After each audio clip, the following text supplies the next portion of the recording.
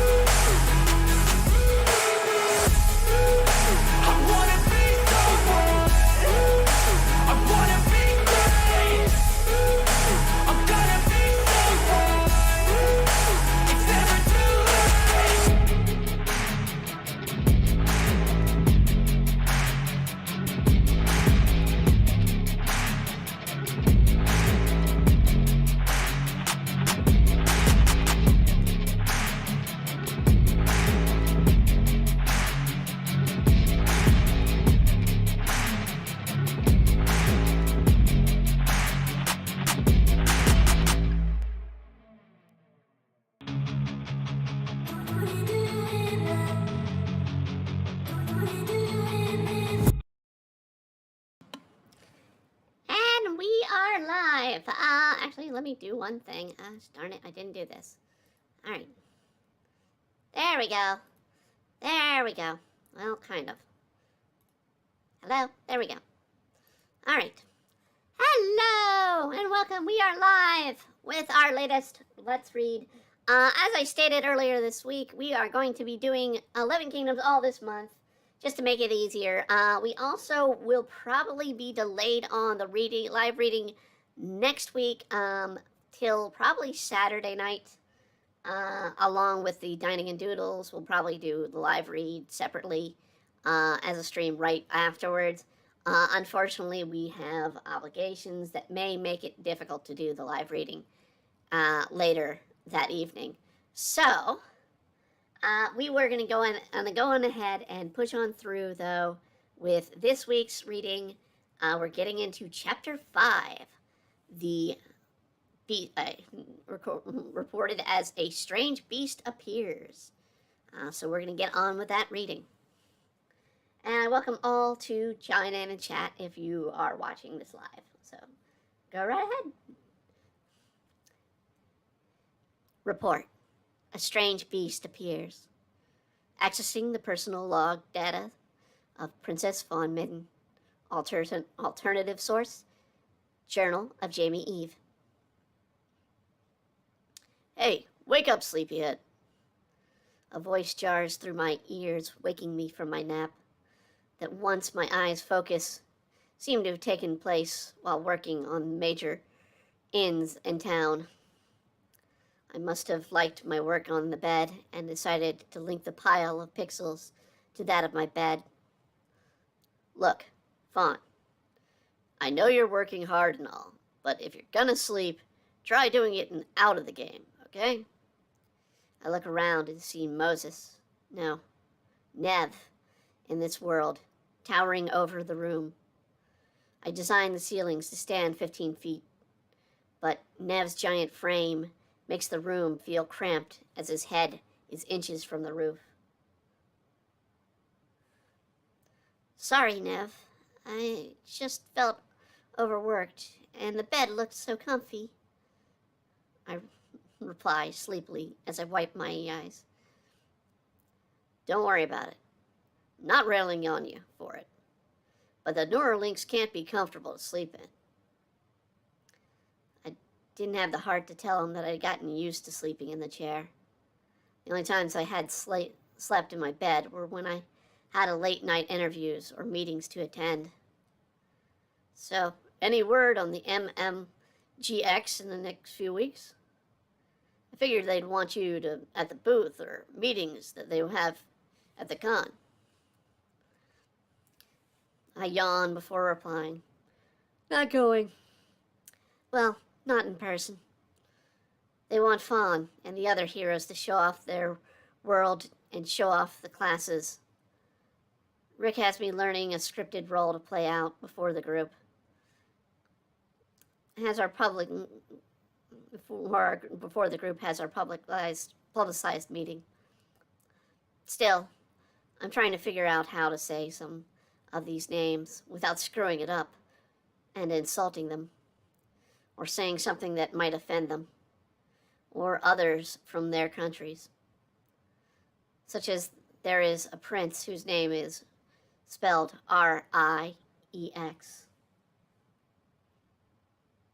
Rex? Nev looks puzzled as he said it, and he can tell from my look, tells him he said it wrong.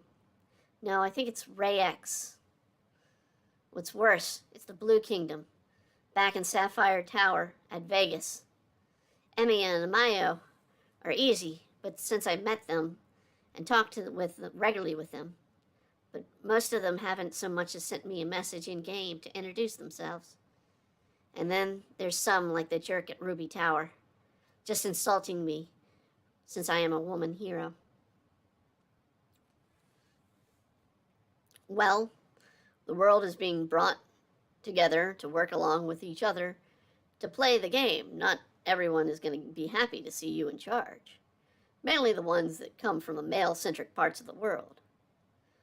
Many things have changed in the last 200 years, but not all the world agrees on issues those other parts to accept. Yeah, I guess it's too much to hope for. I turn from Nev and continue with the task I was doing in the room before my nap in the inn's bed, trying to stuff the closets with various and yet simple clothing.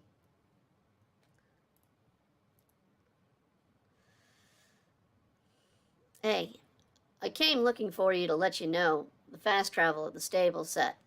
Gavin's looking for you, along with a few others, on approving some random monsters to add in the field. I sigh and roll my eyes, yet even with my back to him, I can tell Nev understands I'm not pleased with helping the task for Gavin. It's not my responsibility, is it?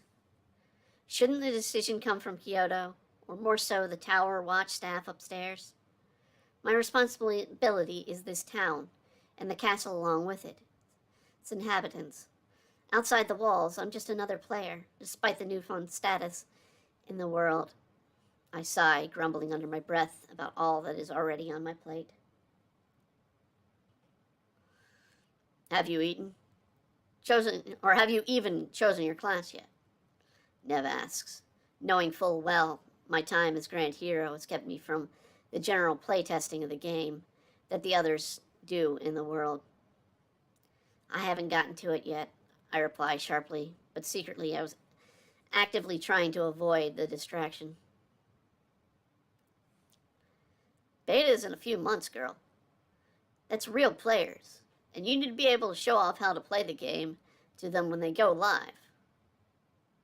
Add to the fact that you have a meeting with the heroes coming up, and I'm sure the others and the higher ups at least want your character to walk in around with experience in actual gameplay. It might help if you maybe take some time to relax and play the game. Maybe. That's why Gavin was working outside the town, it seems. You're obsessing with making things too perfect around here. Nev leans in and looks out through the room's window at a courtyard below, admiring the handiwork. We have put in these past few months. The city was not fully complete was massive and greatly decorated. Each building, each crevasse had some special attention to detail. From the moss and ivy growing on the city walls to the graffiti on the homes of the computer-controlled characters and shops, which litter the streets of the capital. Recently, as quick as an addition, I've taken to adding coal dust and even bugs and mice to infest some buildings.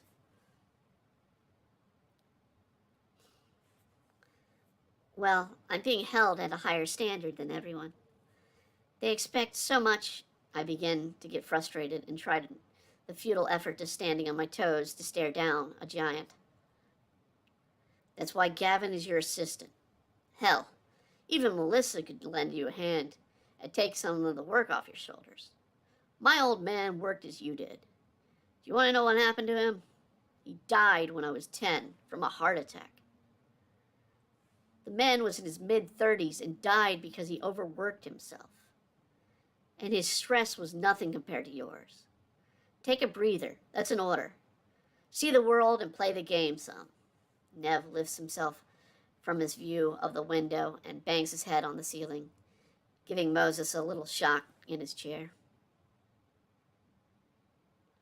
Nev's words stood true, but I didn't have the heart to tell him that I wasn't really too keen on playing the game as much as I was just standing around the world. I hoped to be just a background character, but with the title of Grand Hero of the Land meant that, yeah, eventually, I would have to play the game and stand as a powerful character. So, give in to Nev's demands, I open the player menu and select the selection to choose my class. 18, I say shocking Nev as he didn't think the conversation meant such an odd answer. 18 what? Girl, are you even on the same page? He says. Classes. You're right. I should relax. So I need to choose my class from this list. Given I'll always have the title of Genesis player, but I guess I need a class that the players will get to actually choose from, I respond. So what are you going to do? Physical, magical, or mental? The reply to my complaint this time leaves me confused. Huh? I say, in state of complete loss as to what he is now addressing. Of the 18 classes, they each have their mix of 3 attributes. Gavin jumped at the chance to go with a physical character, along with Melissa. I, on the other hand, chose a magical one, and the king went mental. Leave it to a programmer to break things down and the cause and effect of one's choices in the game. So what class did the giant like you take? I asked. I chose the Mystic. Figure it's good to be strong in both offensive and defensive magic, but also figure it'd be rarely out of town to need to focus on my physical stats. As well as a Tundar, I already have a good strength score. I take a long stare at the giant form of the man who now is hunched in the room, his hide armor sewn into a form looking like a cross of robes and a business suit, with a thick, nerd-like glasses that barely can be seen, sticking on the massive face of the Tundar. What about the others? Gavin went savage, the type of fighter that's strong in fighting and tough in the damage that they can take, but they can't use magic. Melissa went guardian, giving her defensive strength the ability to hold people back. Good choice for a city's law enforcement, I guess. Nev explains. And the king, I ask? He took ninja. He said that he liked the idea of listening in on people when they least expect this king to be of the land to do so. Guess it also meant he was focusing his skills in stealth and listening. Hey, why not try going in an adventure class? They handle just about every aspect. Though their aspects are weak, they are less skilled in tasks of the more specialized classes. I think about the options, envision myself in the role of mage, warrior, and thief. Then I have a long, strong look at the imaging combination of classes I choose from. It's worth a suggestion, but I think it's better for me to have more focused class. Oh, so this isn't your first MMO? Nev looks as a smile across his face, with the idea that I've played an MMO before. No, I've played one a few summers in high school, plus Gavin has gone on about on how weak a spread-out character can be in a long run. I reply with not the strongest of pleasantries, for the last games I played. User of all things, master of none, Nev laughs as he tries to mimic Gavin. So I wasn't the only one he rambles on about. The idea that I share my misery dealing with Gavin's in-game acting talent gives me a reason to smile as I shift through the first of the classes. Guess a warrior would be a good fighter, but having magic would help as well. The mental stuff is the ones that focus on skills, right? Yeah, the more mental you have, the more skills one has. I look over my current character stats. As a human, things look standard, but since I made Fawn has been focused on mental tasks. My stats that work with her highest stats and skills being social ones, mainly due to the past company interviews I've done for training both in PR with Rick and having me put me through. She's becoming a fairy tale princess, too weak to fight, so just sit in a tower and wait for a strong knight to rescue her. Of course, your stats will be boosted once you choose a class, depending on which class you go with. And since you're a Genesis player, you have access to computer records to create items that boost weak areas in so many ways. You could also make the players envious of your character's stats and class. The Genesis player is a unique class of NPC in the game.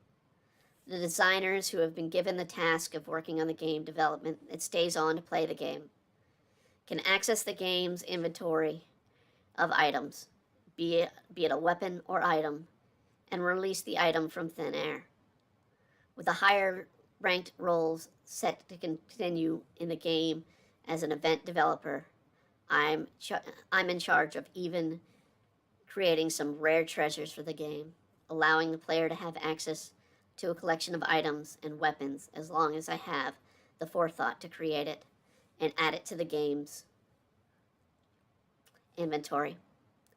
While not an actual game class, many who don't have this power in the game have dubbed it as the hidden class. Still, to prevent tampering in the game, each tower is limited to 5 NPCs, and of that, only the head designer gains the ability. I've been granted this, which is why it's rare, as it normally would fall on the tower's head designer. But for some reason, he instead chose not to stay after the game's official launch in its creation and refused to create a character. Thus, Fawn had a unique class, and to my knowledge, may be the only one of the grand heroes to hold such power. I move to select a class and look through the listings. I instantly see a division Nev was talking about. In the physical category, I see warrior, savage, gunner, and blade. All 4 have unique styles of fighting. I watch as each standard form causes the character to move about. In a sidebar, I see these I would have made my movement and strength boosted as well as my defense depending on the class choice. I decided no matter how much I vision myself, I just don't see Fawn as a brutal fighter with an arsenal of weapons. So I move on to the mental category. Here I see 4 new classes: thief, ninja, sniper, and scientist. I recall that Emmy talking before as Ayama's option. Those that want to be skill heavy rely on building contraptions and chemicals to help in battle.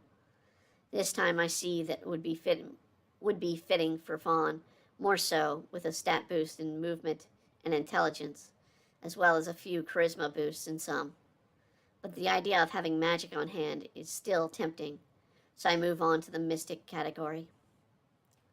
4 new classes appear this time: the mystic, the healer, channeler, and card mage. Once again, I think of Emmy, who I know full well chose the card mage class herself to have on hand. She told me while the class was hard to master, they get some powerful spells early depending on their luck. Looking over the choices, though, the magic power in all four classes, leaving them open to prone to attacks. Lastly, I go to the combo classes. I remember hearing Gavin warn me about these classes. While they're stronger in early skills, they don't show much strength later on, without the aid of the right tools and equipment. Since as a Genesis player, I could create tools to best fit, I think the category may prove best option. 6 classes this time: the Muse, Performer, Guardian, Hunter, Adventurer, and finally, Mage Hand. All with a mixed collection of 3 earlier categories. All have benefits and skills that make a unique choice from the other categories.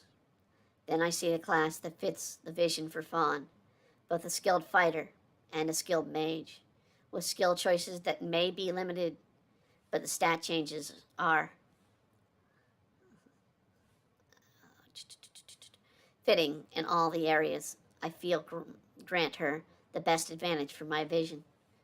I don't wait anymore. And quickly I am surrounded by light that envelops me and just as quickly fades as a voice announces above, "Welcome to the world Mage-Hand Fawn Midden." While I heard the voice many times before as the announcer spoke to me, I never heard it so close before. "Mage-Hand, huh? Never would have guessed for you for taking on people with your fists. Maybe we should change your nickname to the Brute Princess." Nev opened one eye, wider than the other, giving me a puzzled stare. I ignore Nev's crude joke and look at my new classes and stats, as my physical stats now draw close to my mental stats, and my magical ones also boost a bit. I can't have a great hero be a helpless princess in a tower, now can we? I crack a smile and see Fawn's strength, movement, and charisma stats increase greatly with my choice of class. "No, but you do know that the weakness of that class is that even though they have magic, they get few skills and have very little ranged attacks. You're setting yourself up for a shock from all those attacks you'll take." Normally I would wave off a statement like this as nothing more than Nev playing with me, but the Neuralink in the game was set up to give a small static shock to a player when they take physical damage. By choosing a melee fighter, I was now setting myself up for the wrath of God, as if I was running around a lightning storm with a metal rod high in my hands. "Yeah, well, I will get used to it. For now, I think I will check out the stables and head on over in time to Gavin's location in the country." I slide my way past his body to move through the room and out the door, catching his passing actions as I leave. "Have fun leveling," he smirks and tries to squirm his way out of the room, waving as I make my way down the road, passing through the crowd of active computer-controlled characters. I walk out of the inn and make my way to the stables, past many streets and shops, homes, and colorful characters I've made for the town that now treated me in a new way now that I took on a more active role in the game as a player. Shopkeepers shouting deals on equipment for my class. Some thugs trying to goad me into a fight that if I hadn't made them, I would maybe take my chances at such a young level. And finally, some of the characters more identifying me as the princess with a bow of the head or a friendly greeting.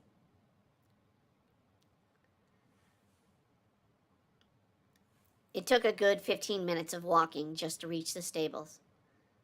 There, the computer-controlled character greeted me and offered me a horse to take on a ride. Given my status in the game, I was already set for a horse or even a carriage if I needed it. Whereas the players in the game had to work hard to afford them and keep them, the carriage allowed me a quick access to locations on current land, with my power discovered earlier on the map. I also had a hidden gate port in Fawn's bedchambers, but I tried not to use it as it seemed a bit too out of place for me. I haven't yet worked on the dockside where we have plans for the royal ship for me to use, but for now, I simply would take the horse I had, a splotchy tan and white horse with a black mark on its muzzle. I called it Caramel Sunday. Today wasn't the first time I would ride her, but it was the first time, as I soon found out, leaving the safety of the kingdom, I would ride her with the threat of being attacked by the already present enemies of the land.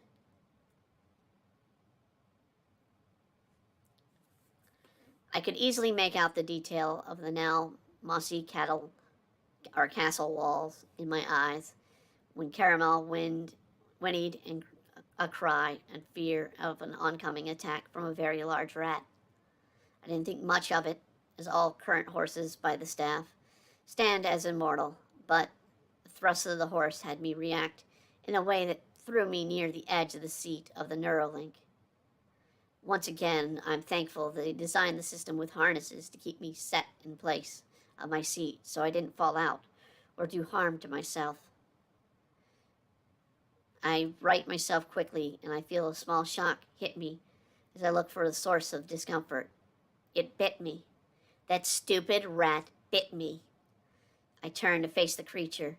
Seems much larger now that I stood on par with it. About half my size, if I chose dwarf or fey. From the lists of races, I figure I would stand eye to eye with this guy. Wanting to avoid another shock, I quickly toss a punch at the rat's head, slinging it back. It whirls back, snapping its jaws. I quickly dodge him and throw another punch, this time dropping the rat. I see a small bag fall in place of the rat's body and quickly fades. As I go to pick up the bag, I feel another bite turn and see two more rats have decided to add their 2 cents into the battle and are out to avenge their fallen friend. This time, I take a quick work, kicking one of the rats and having them drop upon their landing. While distracted in my thoughts, the next one bites me hard, and I feel a small shock hit me again. I go to kick the rat, but miss as it moves away. Not slowing down, I follow up with a second kick. This time it hits, but the rat seeks payback, biting the leg as I bring it on in. I drop a punch down on it, which causes the creature to fall. I stand watching it fade and join its friends. When all is said and done, light envelops me again, and the voice pronounces, Von Midden levels up to level 2, Mage Hand. I check my stats in the sidebar in the corner of the screen. Health is restored. On top of that, I gain an attack called Quick Fist. Grabbing the bags I take and taking their contents, adding to my inventory, I get back on Caramel and make my way towards the group in the woods, having stopped only a few more times and 2 more levels along the path. Gavin is the first to notice the look of the scars from a recent battle with a wandering wolf I had just had moments ago.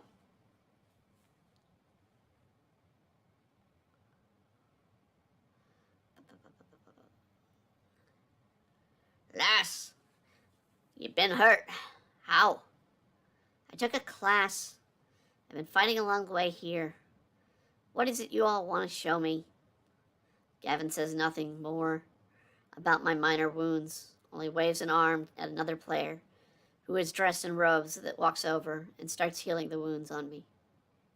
He gives me a slight smirk, and then I look a bit nervous at the healer's approach. He then nods his head at another character approaching. This member of the Towers team seems to be playing a fey female. which makes Gavin's dwarf look about the same size as I do next to Nev.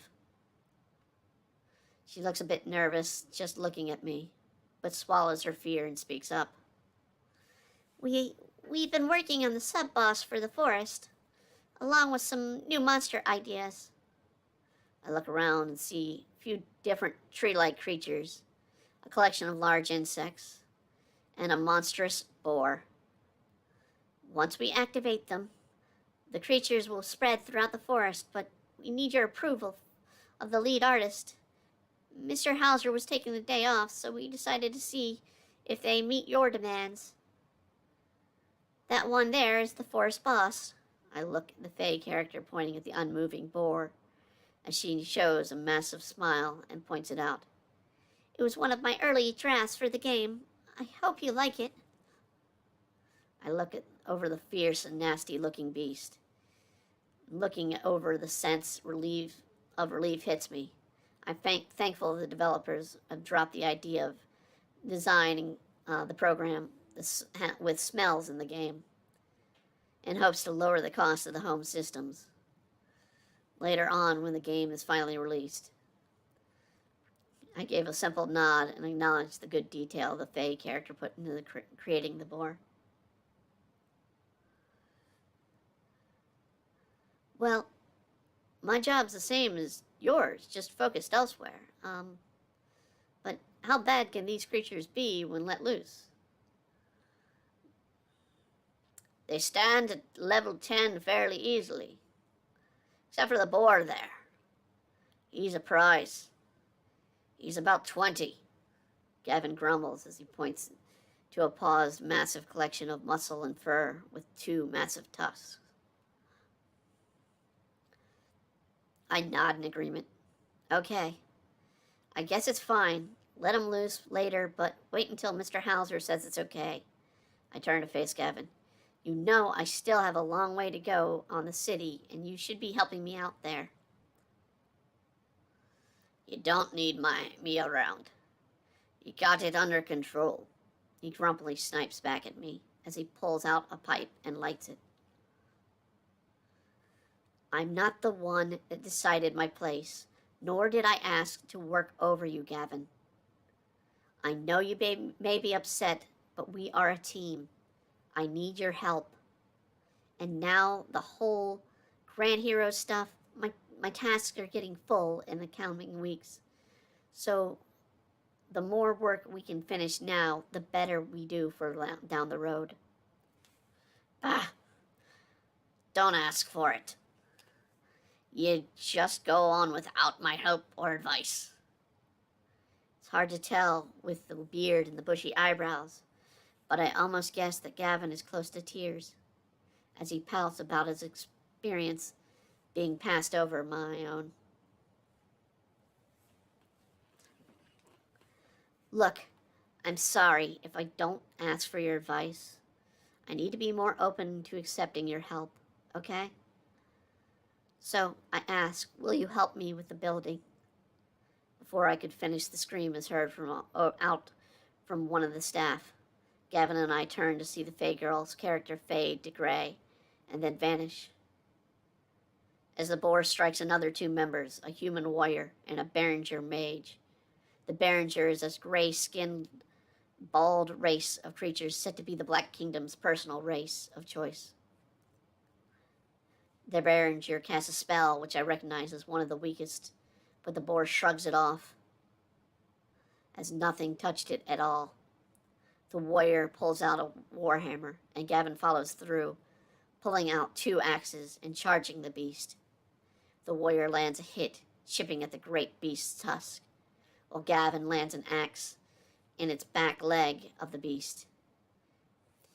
He starts to follow through with a second, when the beast bucks and sends both characters flying back, with one of Gavin's axes still in the leg of the beast.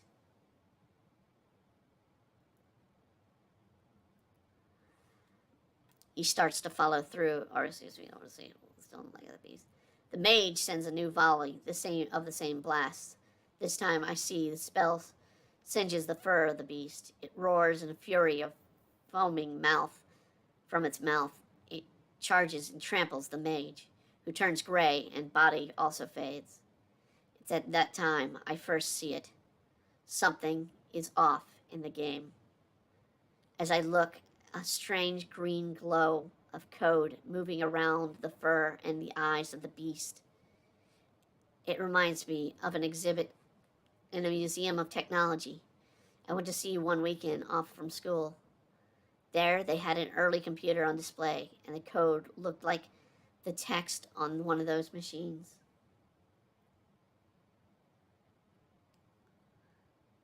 "Stand back, princess! It's too strong for you," Gavin shouts as he staggers to his feet and begins to charge on the beast, landing a second axe in its forehead. The beast bucks again, this time sending Gavin flying in the air, while he still holds on to his axe. He comes back down, landing in front of the beast as the axe wedges itself free. Gavin finds himself laying in the path of the beast as its hooves are about to come down on him. I failed to watch as the warrior came running in to stab the beast's exposed belly. The beast lets out another great cry of pain as its sheer weight comes still crashing down on the warrior, whose action granted Gavin time to slide out of the beast's attack. Yet the force of the body of the beast proves too much for the warrior, and he fades to gray and vanishes in the game's present death action. Why did they activate the beast? Who knows? But you can't fight it alone, Gavin. I shout in some unnecessary or uncertainty of my skill in handling the beast. You're not strong enough. Then let's get stronger. While my actions of the game restrict my level and skill, they don't restrict my equipment. And lucky for me, I just finished a powerful magical staff a few days ago. Computer code, Alpha Delta, password Ebony Heart, access Mage's staff. Suddenly, a black staff with a golden chain on top and glowing blue letters form in my hand. The Mage's staff, as it was an item I had placed as a reward for high-level quest of the kingdom. And more importantly, it grants its users strong magical flame as long as they can cast magic. Come forth, holy flames! I watch as blue flames erupt from my fist, encircling my arms. I stand back at first, trying to calm my heart, breathing as the boar gets ready to stomp a hoof down on Gavin. But I can't hold back, so I quickly move in with a strike. The hit lands and the flames burn about the beast. As the body begins to burn slowly, the magic flame, it bucks at its tusk, hitting me, causing a strong shock to hit my chair. This shock was stronger than the typical static shock I got from the fighting of the rats earlier. I crash at the ground near where I started to see Gavin leap from his lower position, cutting at the beast's neck and making the cut deep. But the beast continues to act and bashes its head in at the dwarf, knocking him back down on the ground. Something's not right. It hurts more. They must have changed the program. So bosses don't normally hurt this much? I asked, and see Gavin shake his head, either acknowledging me or just clearing his own from the headbutt he received. Either way, I couldn't leave the creature to win here. It needed to be stopped, and I had the magic power to finish the job. Energizing my fists with magical flame, I pull back my arm and try to aim to the time of my strike at the best chance, which, as luck would have it, was approaching as the beast diverted its attention to me and started to charge. I quickly duck below the charging tusks and move to throw my punch right up through the massive gash Gavin gave its neck earlier. The flame of the fist rockets up and out the back of the beast, burning away, causing the head to sever in flaming ash, and the body began to break away in code and wireframe. We look on as this isn't the programmed death we normally see with the creatures. Light explodes on the remains and reveal a treasure chest. What was that? I could see Gavin was taken back by the action. So badly he reverted to his normal speech pattern. I don't have a clue. A bug, maybe? Thanks for helping, though. I can get you... Can I get you to help back in town now? I stand in a bit of shock at the magical force from my power with the mage's staff and the sheer strength of the boar. Normally I wouldn't care to figure the boar that much of a problem if it hadn't watched the other 3 players fall at its hand. But watching Gavin struggle with the beast like this, when I know his level is far greater than the beast's, should have been an easy task for him single-handedly to face. Yeah, I guess. Want to split the treasure first, lass? Nah, take it. Consider it payment for helping me out today. Light envelops us both, and the sound of the announcer speaks. Lord Gavin raises to level 35 Savage. Fawn Midden raises to level... The voice crackles on me, and I look at my screen, seeing my level number is twisted in a code mess. This can't be right. I was level 4. The mess fades, and now the level reads 28. The voice returns. 28, Mage Hand. 4 to 28. It's quite a jump. Could be from you using the game's genesis to aid in battle, Gavin asked quizzically at me. Could be that. Or maybe the higher-ups altered my character for some reason, I respond. You're gonna have a lot to place with that jump, Gavin remarks. I look at my stats to see a collection of numbers on the side. What do the numbers next to your stats mean? Seriously? You don't know? Those are spread numbers. You place them when you level up and start the game to boost skills. Don't tell me you've been fighting without boosting your skills as you level. I look at the number again. Still looks odd, as if the number seems to be a bit high for even me. I see 84 points. Gavin coughs in shock at the number. 84? That can't be right. You get 1 point per level, another 5 at the start of the game character. Gavin looks to be wondering how the game has processed this advantage in my favor. Something seems odd here. Something seems odd here, Gavin.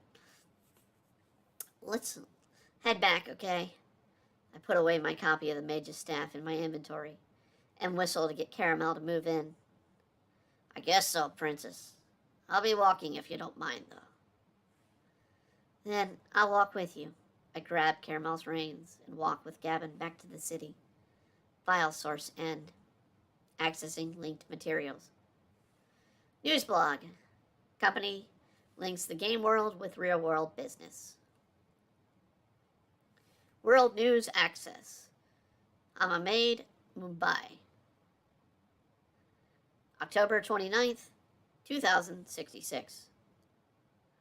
The world is getting an early treat for Halloween this year, as the corporate giant Black Clover Industries announced how their upcoming game 11 Kingdoms will affect the real world.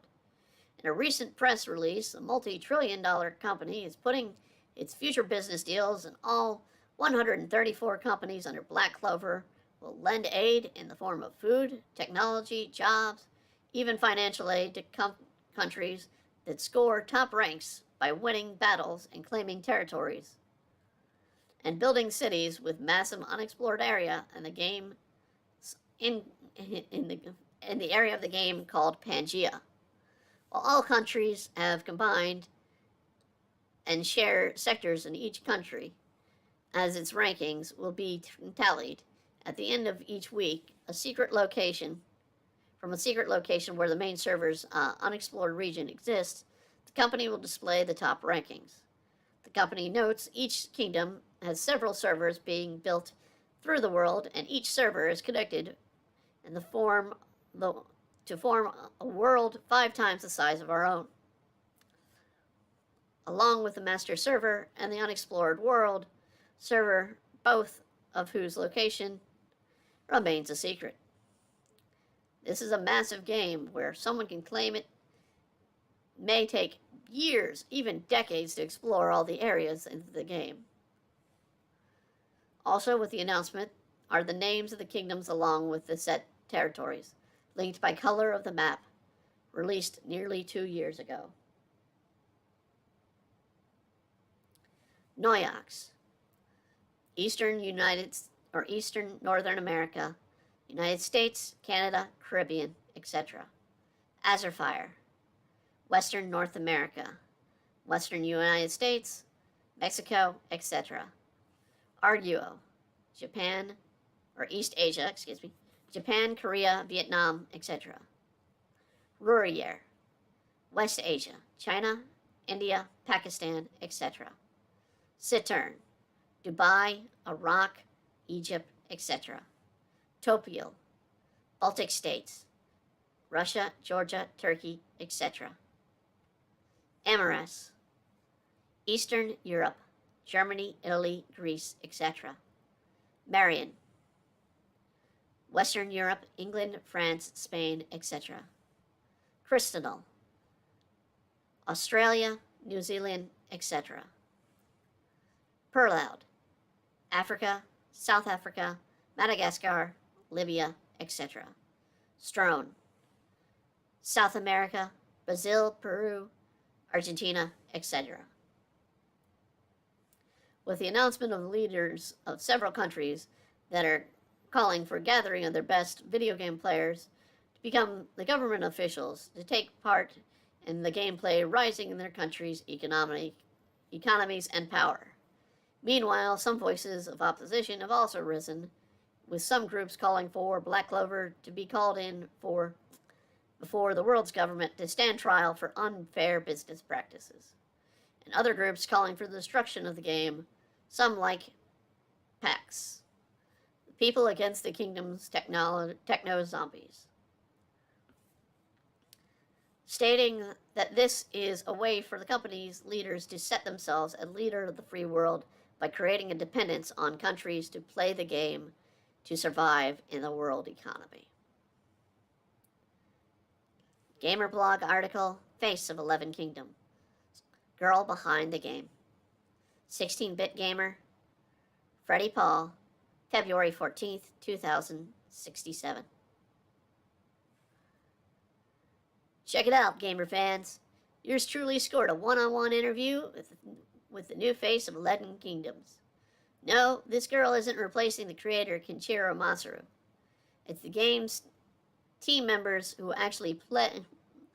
is an actual player of the new iconic figure, Princess Fawn of Noyax Kingdom.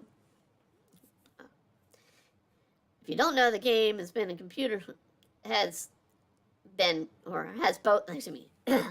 If you don't know, the game is both computer-controlled NPCs and human-controlled ones. This is one that'll be invading wet dreams of teenage boys everywhere. Over the last 2 days, has been the company's choice player to advertise the game on the East Coast and the U.S. Princess Fawn, her player, Jamie Eve, joins me now. So, Jamie, I have to ask, how does it feel to be a video game royalty? Well, not much different than a normal day-to-day job, I guess. So, you're a human-based character that interacts with players in the game. What kind of things do you and the others like to do? Well, each kingdom has 3 divisions of power: Judge, Genesis, and Order. These powers are where the game staff work from. I'm a Genesis player. Now, what does a Genesis player do? We kind of go around creating encounters, events, quests, buildings, and such, while a judge acts as the in-game referees, making calls on what is permitted in the game and granting players titles, houses, even at times joining 2 players in marriage. And the last one? Order, was it? Let me guess. They act upon problem players. Yeah, they also deal with bug issues in the game that may occur. How do you come about creating Princess Fawn? Well, my kingdom's leader came up with the idea, to be fair. Kingdom where both Judge and Genesis players have had a connection. Thus, he took the title of king, and taking me under his wing, I became his in-game daughter. As for her look, I kind of was inspired by the look of the Storybrooke princess. They had some battle experience. So did players get to play Judge, Genesis, or Order? No, those are strictly NPC titles. But mind you, all human-based characters have one of the classes that the players do as well. It's just we have extra power at our disposal. Fawn's class is Mage Hand. So, what does a Mage Hand do? They're a joint martial artist and wizard of sorts, tapping into the game's magic system to do added damage with unarmed attacks. The magic system is like your typical RPG. You gain spells as you level, right? No, there are many ways to use magic, but for the most part, depending on your race, you attune yourself to a magical element. So, how many are there? 10 elements plus magic in its raw form can also be used. So, that's 11 again. Yeah, I think Master Masaru had a thing for that number. Anyway, the elements are fire, earth, lightning, water, ice, shadow, light, plant, wind, and blood. Many races present on what magic they are tuned to. So, you don't get to choose your magic? No, you still can use other element spells, but they won't be as strong as the one you are tuned to. And if you tune in to raw magic, you're not strong in any, but your raw spells are more powerful. How many classes are there? 18. Really? That many? On top of how many races? 17. But 17 races and 18 classes. That's a lot of choices. But it's only 6 are selectable to all players. Each kingdom has a unique race of their own, and the players of that kingdom's region. Like how here in the United States we are in the kingdom of Noyox, players have the race called a Barringer, but each kingdom has an allied kingdoms, which they're written by Master Masaru. In our kingdoms, our allies are Azurfire, the Western U.S., and Argyo in the East Asia. And with that, a player can choose races from their kingdoms as well. Are players limited to the kingdoms to stay in the kingdoms of their selection? No. Players can even transfer their region if they wish to change sides. So sometimes a race not allowed to have permission to join a kingdom. If a player stands before a kingdom's judge, they can gain permission. How did you get your job in the company?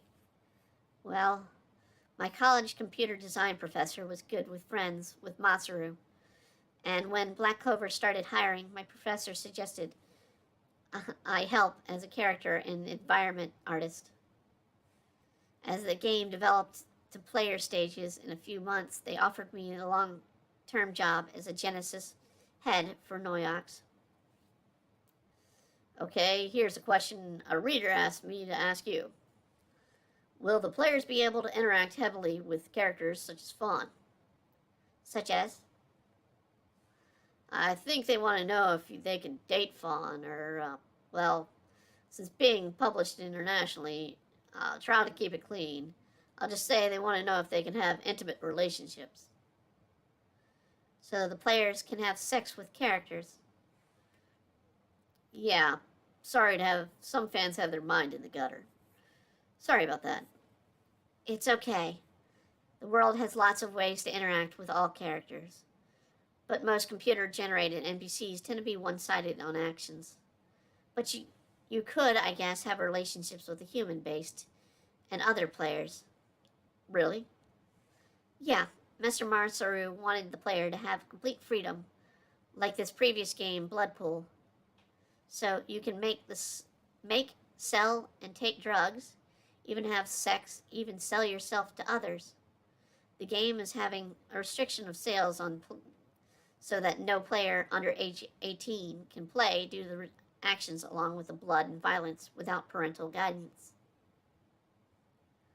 So a player can walk up to Princess Fawn and do the nasty? Well, Fawn isn't that easy.